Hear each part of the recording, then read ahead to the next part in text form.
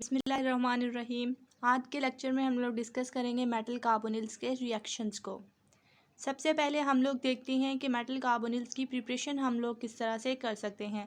तो metal carbonyls की preparation करने के लिए हमारे पास दो मेथड्स हैं। यहाँ पर एक है डायरेक्ट प्रिपरेशन और दूसरा है हमारे पास रिडक्टिव प्रिपरेशन।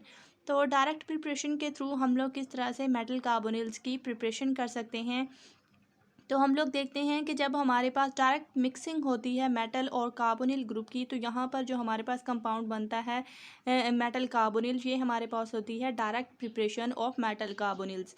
एग्जांपल में अगर हम लोग देखें कि जब आयरन के मॉलिक्यूल्स हमारे पास आयरन का एक मॉलिक्यूल रिएक्ट करता है हमारे पास 5 कार्बोनिल ग्रुप्स के साथ, तो यहाँ पर हमारे पास पेंटा कार्बोनिल आयरन यहाँ पर मेटल कार्बोनिल फॉर्म होता है। अगर हम लोग रिएक्शन की कंडीशंस की बात करते हैं तो यहाँ पर 200 डिग्री का टेम्परेचर और 200 एटमॉस्फेयर का प्रेशर हमारे पास यहाँ पर ज़रूरी होता है। तो नेक्स्ट एग्जांपल में अगर हम लोग देखें कि जब हमारे पास 2 कार्बोनिल ग्रुप्स 2 कोबाल्ट के मॉलिक्यूल्स जब रिएक्ट करते हैं 8 कार्बोनिल ग्रुप्स के साथ, तो यहाँ पर जो हमारे पास प्रोडक्ट फॉर्म होती है वो होती है हमारे पास ऑक्टा कार्बोनिल कोबाल्ट। तो यहाँ पर अगर हम लोग देखें एक इम्पॉर्टेंट पॉइंट अगर हम लोग यहाँ पर डिस्कस करें कि ये जो हमारे पास कम्प्लेक्स बना है पेंटा कार्बोनिल आयरन का, ये 18 इलेक्ट्रॉन को फॉलो कर रहा है। मींस यहाँ पर हमारे पास का एक कार्बोनिल ग्रुप 2 इलेक्ट्रॉन्स हमारे पास क्या करता है, कंट्रीब्यूट करता है, और आयरन हमारे पास कितने इलेक्ट्रॉन्स करता है, 8 इलेक्ट्रॉन्स करता है। और तो यहाँ पर टोटल जो हमारे पास कार्बोनिल ग्रुप्स हैं वो 10 इलेक्ट्रॉन्स डोनेट करेंगे, कंट्रीब्यूट करेंगे, और आयरन के 8 इलेक्ट्रॉन्स, यहाँ पर 18 इलेक्ट्रॉन्स टोटल हमारे पास हो जाते हैं, जो कि EAN रूल को फॉलो करते हैं यहाँ पर। लेकिन अगर हम लोग सेकेंड मॉलिक्यूल की बात करते हैं कि जब हमारे पास एक कोबाल्ट का मॉलिक्यूल 4 हमारे पास कार्बोनिल ग्रुप्स के साथ रिएक्ट करके हमारे पास बनाता है टेट्रा कार्बोनिल कोबाल्ट, तो यहाँ पर हम लोग देते हैं कि कोबाल्ट हमारे पास 9 इलेक्ट्रॉन्स कंट्रीब्यूट करता है, और 4 हमारे पास कोबाल्ट जो कार्बोनिल ग्रुप्स होते हैं वो 8 इलेक्ट्रॉन्स हमारे पास क्या करते हैं, कंट्रीब्यूट करते हैं, और यहाँ पर टोटल इलेक्ट्रॉन्स हो जाते हैं 17। तो यहाँ पर हम लोग देखते हैं कि ये जो मॉलिक्यूल है हमारे पास इस तरह से EAN रूल को फॉलो नहीं कर रहा। तो इट्स मीन यहाँ पर ये डाइमराइजेशन में हमारे पास ये जा सकता है ये मॉलिक्यूल। जबकि अगर हम लोग पहली एग्जांपल की बात करें तो यहाँ पर डाइमराइजेशन होना हमारे पास क्या है, पॉसिबल नहीं है, क्योंकि इसके जो इलेक्ट्रॉन्स हैं पहले ही स्टेबलाइज हैं EAN रूल के थ्रू। इसके अलावा दूसरा अगर हम लोग मेथड देखें कार्बोनिल्स की मेटल कार्बोनिल्स की प्रिपरेशन का, तो वो है हमारे पास रिडक्टिव प्रिपरेशन। रिडक्टिव प्रिपरेशन के लिए हमारे पास यहाँ पर जो कंडीशंस हैं उसमें हमारे पास एक सबस्ट्रेट हमारे पास होना चाहिए, एक रिड्यूसिंग एजेंट हमारे पास होना चाहिए, और उसमें हम लोग क्या करते हैं कार्बोनिल ग्रुप का उनके साथ रिएक्शन करवाते हैं। तो यहाँ पर इस एग्जाम्पल में अगर हम लोग देखें कि जब हमारे पास क्रोमियम क्लोराइड रिएक्ट करता है एल्यूमिनियम और कार्बोनिल के साथ, तो यहाँ पर हमारे पास हेक्सा कार्बोनिल क्रोमियम हमारे पास बनता है, और साथ में एल्यूमिनियम क्लोराइड जो है वो यहाँ पर हमारे पास रिमूव हो जाता है। अगर हम लोग इस रिएक्शन के मैकेनिज्म की बात करते हैं कि यहाँ पर रिडक्टिव प्रिपरेशन हमारे पास किस तरह से हुई है, तो हम लोग देखते हैं कि यहाँ पर अगर हम लोग रिएक्टेंट्स में देखें तो क्रोमियम की जो ऑक्सीडेशन स्टेट है हमारे पास वो +3 है, और एल्यूमिनियम की जब हम लोग बात करते हैं तो हम लोग जानते हैं कि जो एल्यूमिनियम है हमारे पास वो 3 इलेक्ट्रॉन्स अपने लूज़ करने की टेंडेंसी रखता है। तो ये अपने इलेक्ट्रॉन्स जो लूज़ करेगा वो क्रोमियम को दे देगा, और यहाँ पर जो क्रोमियम की ऑक्सीडेशन स्टेट है उसे ये वो न्यूट्रलाइज कर देगा। और यहाँ पर हम लोग देखेंगे कि जब हम लोग प्रोडक्ट्स की बात करते हैं तो क्रोमियम की जो ऑक्सीडेशन स्टेट है वो हमारे पास 0 है, मींस यहाँ पर क्रोमियम की रिडक्शन हो गई है। और जो एल्यूमिनियम है हमारे पास, जो कि इस रिएक्शन में हमारे पास रिड्यूसिंग एजेंट है, उसकी ऑक्सीडेशन हो गई है हमारे पास, और उसका ऑक्सीडेशन स्टेट है हमारे पास यहाँ पर +3। मीन्स यहाँ पर एल्यूमिनियम ने क्रोमियम को रिड्यूस किया है और ख़ुद ऑक्सीडाइज हो गया है यहाँ पर। अगर हम लोग सेकंड एग्जांपल की बात करते हैं जिसमें हमारे पास टंगस्टन क्लोराइड जो है वो क्या कर रहा है 3 जिंक मॉलिक्यूल्स के साथ और 6 कार्बोनिल ग्रुप्स के साथ क्या कर रहा है, रिएक्ट कर रहा है। तो हम लोग यहाँ पर देखेंगे कि हमारे पास जो प्रोडक्ट है वो हमारे पास हेक्सा कार्बोनिल टंगस्टन हमारे पास प्रोडक्ट बन चुकी है यहाँ पर। और अगर हम लोग देखें रिएक्टेंट्स की साइड पर तो टंगस्टन की जो ऑक्सीडेशन स्टेट है वो +6 है, और जो हमारे पास जिंक है हम लोग जानते हैं कि इसकी टेंडेंसी होती है कि ये 2 इलेक्ट्रॉन्स अपने लूज़ करके +2 ऑक्सीडेशन स्टेट क्या करती है, अटेन करती है। तो यहाँ पर जो 3 मॉलिक्यूल्स हैं हमारे पास जिंक के, वो क्या करेंगे, 2 मॉलिक्यूल्स कंट्रीब्यूट करेंगे और टोटल 6 मॉलिक्यूल्स हमारे पास क्या करेंगे, लॉस करने के बाद ये क्या करेंगे, टंगस्टन की जो ऑक्सीडेशन स्टेट है इसे न्यूट्रलाइज करेंगे। और जो हमारे पास प्रोडक्ट्स हैं उसमें हमारे पास जो टंगस्टन की ऑक्सीडेशन स्टेट है वो 0 है, जबकि जिंक की ऑक्सीडेशन स्टेट हमारे पास +2 है। मींस जो टंगस्टन है हमारे पास ये रिड्यूस हो गया है और जिंक की यहाँ पर ऑक्सीडेशन हो गई है। तो इस तरह से हम लोग 2 मेथड्स के थ्रू मेटल कार्बोनिल्स की प्रिपरेशन कर सकते हैं। नेक्स्ट हम लोग देखेंगे डिफरेंट मेटल कार्बोनिल्स के रिएक्शंस को। तो अगर हम लोग रिएक्शंस की बात करें मेटल कार्बोनिल्स की, तो 4 टाइप्स के रिएक्शंस हैं जिन्हें मेटल कार्बोनिल्स अंडरगो करते हैं। पहली टाइप है, इसमें हमारे पास सब्स्टिट्यूशन रिएक्शंस, सेकंड है हमारे पास एडिशन रिएक्शंस, थर्ड है हमारे पास इंटरचेंज रिएक्शंस एंड फोर्थ है डिसप्रोपोर्शन रिएक्शंस।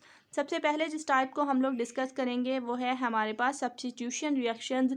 और सब्स्टिट्यूशन रिएक्शंस की भी हमारे पास नेक्स्ट 3 टाइप्स हैं, जिसमें हमारे पास पहली टाइप है dissociative reactions, associative reactions and then photochemical reactions. अगर हम लोग बात करें कि जो हमारे पास डिसोसिएटिव रिएक्शंस हैं, इस लेक्चर में हम लोग डिस्कस करेंगे डिटेल्ड व्यू डिसोसिएटिव रिएक्शंस का। तो यहाँ पर अगर हम लोग डिसोसिएटिव रिएक्शंस की बात करें तो यहाँ पर हम लोग देखते हैं कि जो डिसोसिएटिव रिएक्शंस होते हैं ये SN1 टाइप मैकेनिज़्म को शो करते हैं।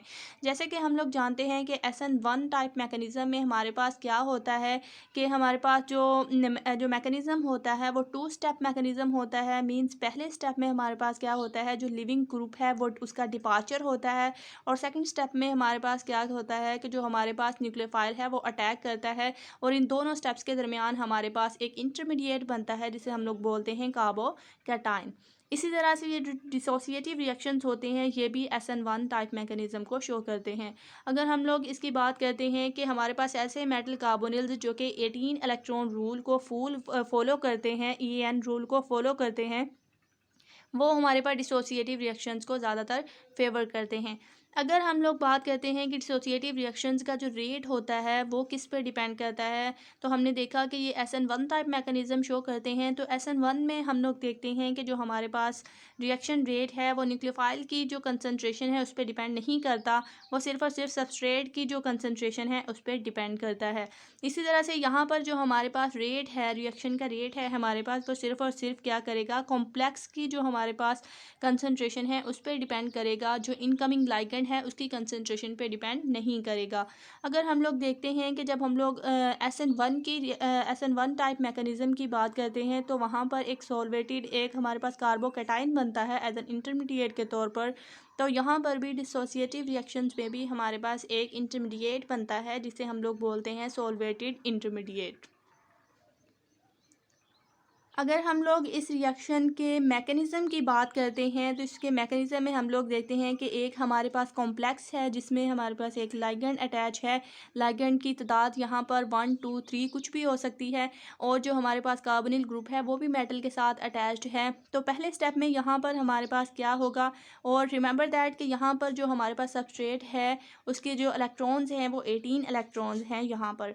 और पहले स्टेप में हमारे पास क्या होगा कि कार्बोनिल ग्रुप है यहाँ पर ये रिमूव हो जाएगा, और जो हमारे पास रिमेनिंग जो हमारे पास कॉम्प्लेक्स बचा है लिगेंड हमारे पास मेटल के साथ जिसने बॉन्ड बनाया हुआ है, तो यहाँ पर जो इलेक्ट्रॉन्स हैं हमारे पास वो अब 16 हैं। यहाँ पर जो हमारे पास इंटरमीडिएट बना है इसमें जो इलेक्ट्रॉन्स हैं वो 16 इलेक्ट्रॉन्स हैं। तो इसे स्टेबलाइज करने के लिए हमारे पास एक इनकमिंग लाइगेंड होगा और वो यहाँ पर मेटल पर अटैक करेगा।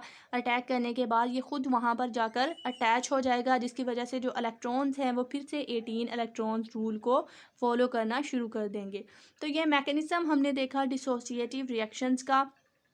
अगर हम लोग एग्जांपल की बात करते हैं कि हेक्सा कार्बोनिल मेटल जब हमारे पास रिएक्ट करती है टेट्राहाइड्रोफ्यूरॉन के साथ, तो हम लोग देखते हैं कि टेट्राहाइड्रोफ्यूरॉन यहाँ पर क्या करता है, बॉन्ड बना लेता है हमारे पास मेटल कार्बोनिल के साथ, और यहाँ पर हमारे पास एक कार्बोनिल ग्रुप का रिमूवल होता है पहले स्टेप में। और नेक्स्ट स्टेप में हम लोग देखते हैं कि ये जो हमारे पास PR3 है ये हमारे पास एक अच्छा स्ट्रॉन्ग जो है वो हमारे पास ऑर्थो सिग्मा डोनर लिगेंड है, और इसे हम लोग देखते हैं कि जब ये कार्बोनिल ग्रुप पर मेटल कार्बोनिल पर ये क्या करेगा, अटैक करेगा। तो यहाँ पर ये THF को रिमूव कर देगा, THF को रिप्लेस कर देगा और ख़ुद जाकर मेटल कार्बोनिल के साथ अटैच्ड हो जाएगा। और यहाँ पर जो टेट्राहाइड्रोफ्यूरॉन है वो यहाँ पर हमारे पास क्या होगा, निकल जाएगा, यहाँ से रिमूव हो जाएगा। अगर हम लोग यहाँ पर बात करें कि हमारे पास जो टेट्राहाइड्रोफ्यूरॉन है हमारे पास, ये हमारे पास एक स्ट्रॉन्ग सिग्मा डोनर लिगेंड है। तो यहाँ पर हम लोग देखते हैं कि ये हमारे पास स्ट्रॉन्ग सिग्मा डोनर है। तो यहाँ पर जो हमारे पास बैक बॉन्डिंग है, यहाँ पर मींस ये स्ट्रॉन्ग सिग्मा डोनर है, ये इलेक्ट्रॉन एक्सेप्ट नहीं कर सकता। तो मेटल जो है हमारे पास वो अपने इलेक्ट्रॉन THF को डोनेट नहीं करेगी। तो मींस यहाँ पर बैक बॉन्डिंग यहाँ पर हमारे पास नहीं होगी। इस वजह से जो THF और जो मेटल है हमारे पास, इनके दरमियान जो बॉन्ड होता है बहुत ज़्यादा वीक होता है, जिसे PR3 ईजिली ब्रेक कर सकता है और रिप्लेस कर सकता है उसे। इसी वजह से हम लोग देखते हैं कि यहाँ पर बैक बॉन्डिंग का कोई भी कंसेप्ट नहीं होता। तो इस एग्जांपल में हमने देखा कि यहाँ पर हमारे पास बैक बॉन्डिंग नहीं हो रही।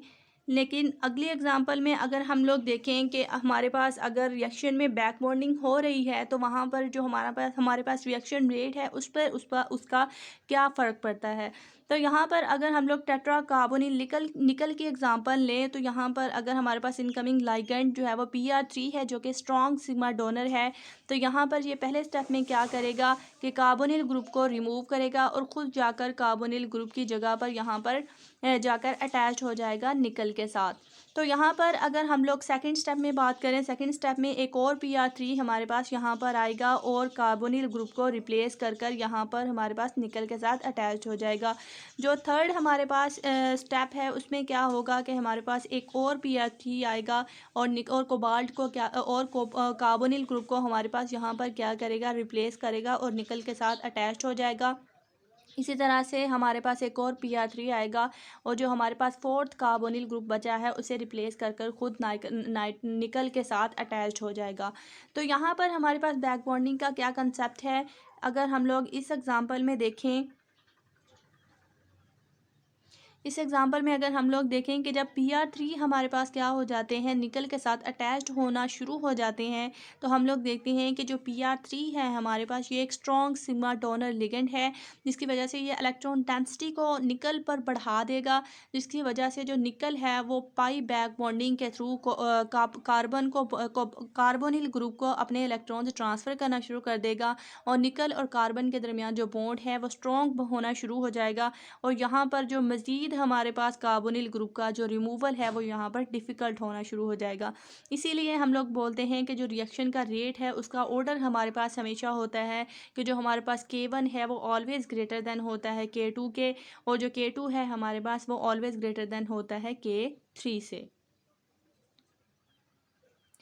नेक्स्ट हम लोग देखते हैं कि डिसोसिएटिव रिएक्शन मैकेनिज़्म का हम लोग ग्राफ किस तरह से बनाते हैं। तो यहाँ पर हम लोग अगर एक्स एक्सिस पर रिएक्शन कोऑर्डिनेट्स को लेते हैं और वाई एक्सिस पर हम लोग पोटेंशियल एनर्जी को रखते हैं, तो हम लोग देखते हैं कि यहाँ पर शुरू में अगर हमारे पास ये सबस्ट्रेट है एक लिगेंड मेटल कार्बोनिल का, तो यहाँ पर हम लोग देखेंगे कि हमारे पास जो कार्बोनिल ग्रुप है, हम लोग देते हैं कि पहले स्टेप में हम लोग कार्बोनिल ग्रुप का रिमूवल करते हैं।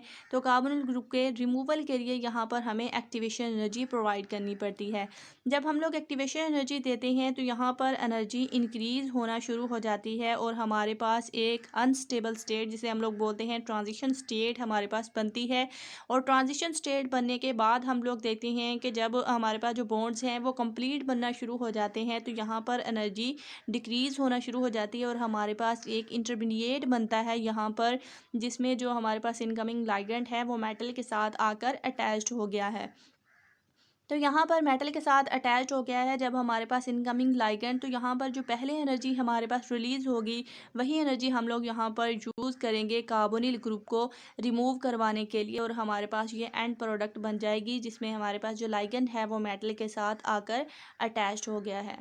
तो यहाँ तक हमने पढ़ा कि हमारे पास मेटल कार्बोनिल्स की प्रिपरेशन हम लोग किस तरह से कर सकते हैं और मेटल कार्बोनिल्स के डिफरेंट रिएक्शंस हमारे पास क्या क्या होते हैं, और इसकी पहली टाइप सब्स्टिट्यूशन रिएक्शंस में हमने देखा कि सब्स्टिट्यूशन रिएक्शन 3 तरह के होते हैं, डिसोसिएटिव, एसोसिएटिव और हमारे पास फोटोकेमिकल टाइप के हमारे पास सब्स्टिट्यूशन रिएक्शंस होते हैं। तो नेक्स्ट लेक्चर में, इस लेक्चर में हमने देखा कि हमारे पास डिसोसिएटिव रिएक्शंस का क्या मैकेनिज़्म होता है। नेक्स्ट लेक्चर में हम लोग इंशाल्लाह डिस्कस करेंगे एसोसिएटिव रिएक्शंस के मैकेनिज़्म को। Thank you so much.